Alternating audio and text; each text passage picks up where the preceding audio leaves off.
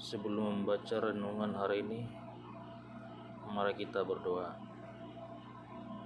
Aku percaya kepada Allah Bapa yang Maha Kuasa, Pencipta langit dan bumi, Anaknya yang tunggal, Tuhan kita, yang dikandung daripada Roh Kudus, lahir dari anak darah Maria, yang menderita di bawah perintah Pontius Pilatus, disalibkan, mati dan dikuburkan, turun ke dalam kerajaan maut.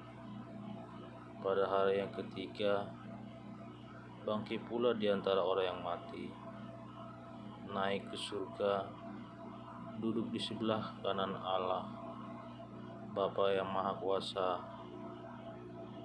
dan akan datang dari sana kelak untuk menghakimi orang yang hidup dan mati.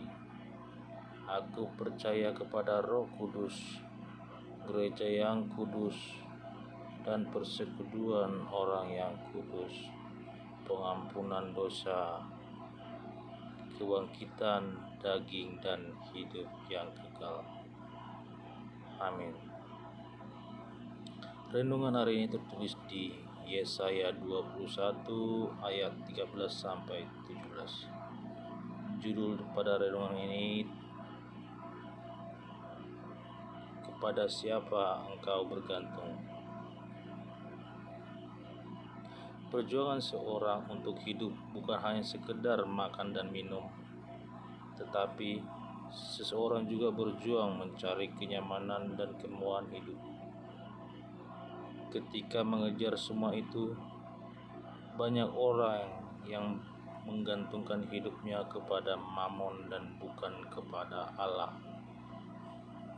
Bangsa Arab bersekutu dan bergantung secara politis kepada kerajaan Babel yang dinubuatkan akan segera dihancurkan Allah.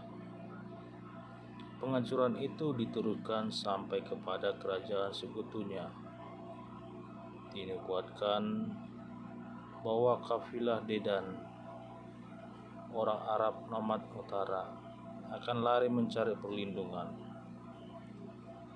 Mereka akan lari ke selatan menuju kota Tema, kota oasis kaya karena berada di jalur utara perdagangan.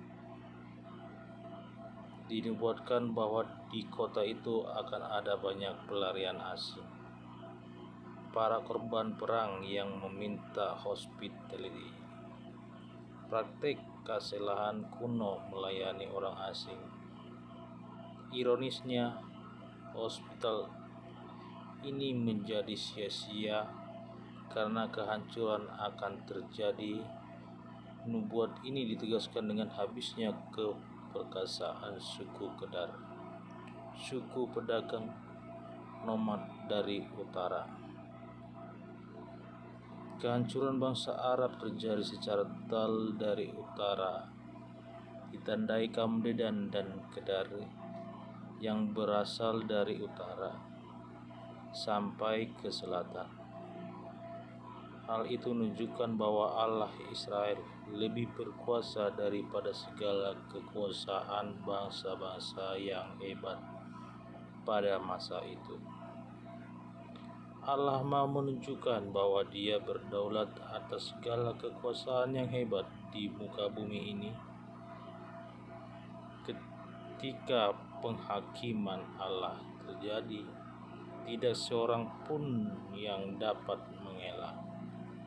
Oleh karena itu, sungguh sangat disayangkan jika umat Allah menggantungkan hidupnya di luar kuasanya. Pada zaman ini, banyak orang yang mengaku percaya dan menyembah Allah, namun ternyata hidupnya sangat bergantung dan berjerat oleh uang, jabatan, kekuasaan, harga diri, dan lainnya.